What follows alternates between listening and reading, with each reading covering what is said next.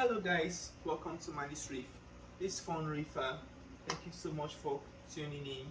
If you're not already, go ahead and hit that subscribe button because this channel is where you're gonna hear all about reef. Today we're gonna be talking about a little bit of unboxing, but we're also gonna share where we having this new product. We're also gonna share a problem that I had a few weeks ago and then a couple of days ago, and how we're gonna go around solving it. Without wasting much time, let's go ahead and dive in. So here's my 75-gallon tank as we talked about in the last video. And what happened with my 75-gallon tank, like I explained in the last video, is it's not drilled. I didn't drill it. What I did instead was get external overflow box. And what the external overflow box, so I did not drill this tank. Now let's talk about drill tank, difference between drill tank and undrilled tank.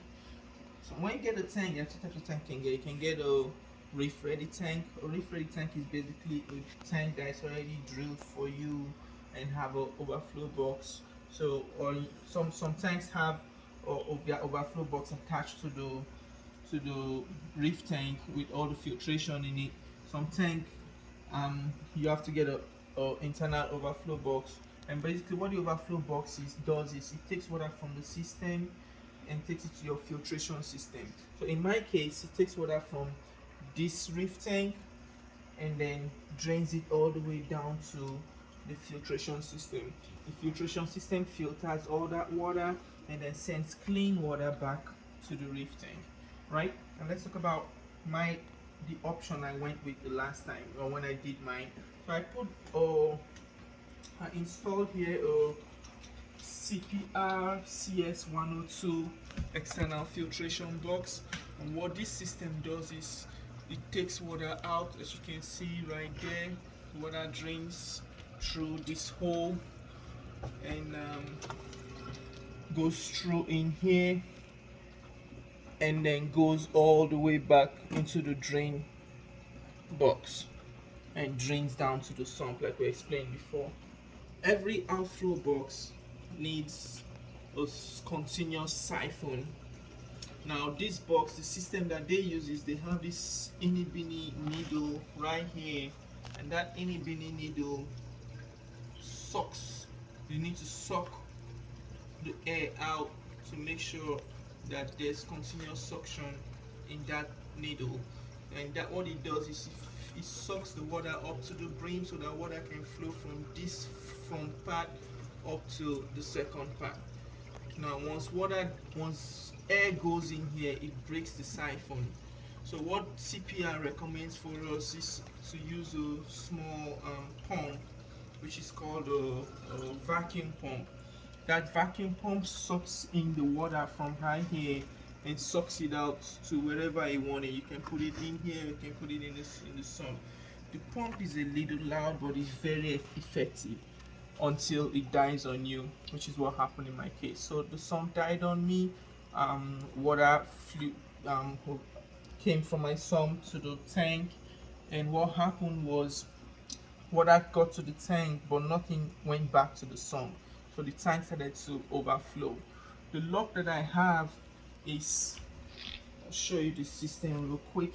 The lock that I had is this section right here is what drains up to the tank. Now the water, exactly where I built this sump, is the exact amount of water that is in here will only allow the tank to overflow to the brim but not flow out of the tank. So that was one backup system I had when I built this system, and that worked for me. But what happened was the water filled up to the brim, this was dry, and my return pump started sending in air bubbles. How did we fix that? We got a whole new different overflow box. So how did we fix that? We got an entirely new different overflow box. Well, this is a Eshopps PF1200, and it's different from the CPR CS102 that we had before. And what this does is it's rated for up to 200 gallons. Right here shows you all the ones that they have, and when it's in green shows you the one that is actually in the box. So let's go ahead and tear this up, and we'll figure out what we got.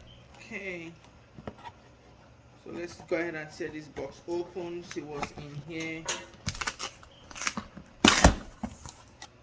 So upon opening this, the first thing you see hanging out here is the bulkhead. The bulkhead is what attaches your drain to the sump. Pull this out. So upon taking this out of the box, we have this section that sits in the water.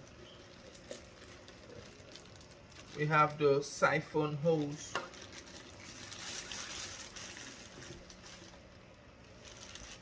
We have two filter sponges, two suction holes, and of course the manual. So I'm just going to give you a quick rundown on how this works. In the next video we're going to show the installation. How this works is this suction hose goes in here and in here. Okay, now in the previous overflow box that we had, I showed you that little knob, and that knob needs to pump, or some kind of either a pump or valve or something to create a suction, a continuous siphon through that knob. Well, this system is designed differently. How this system works is it pretty much uses gravity, and what happens is in this it has a chamber in here, and in that chamber is where these two hoses sit. These two hoses is going to take water from the tank, because water will go from the tank in here, fill this up. The two hoses will create a suction from the tank to the overflow box. The water is going to flow above that chamber and out, and then go through your drain and down into your sump, as seen in here. That's the chamber right there. It flows out and then it goes through your drain, and that's how this works. The difference with this and that is this does the siphon manually through gravity. So all things being equal, there should never be a break in siphon, because as soon as water rises up to this, there's always going to be water in that chamber, and that should cause a siphon. So there should never be a siphon break with this design. With that design, you need a pump. With this design, the hose does the job. Thank you guys for tuning in. If you like this video, please go ahead and hit that like button. If you want to get more videos in future, go ahead and hit that subscribe button. And when you hit the subscribe button, don't forget to hit your notification bell, because that notifies you of all the upcoming fresh goodies that we have coming in.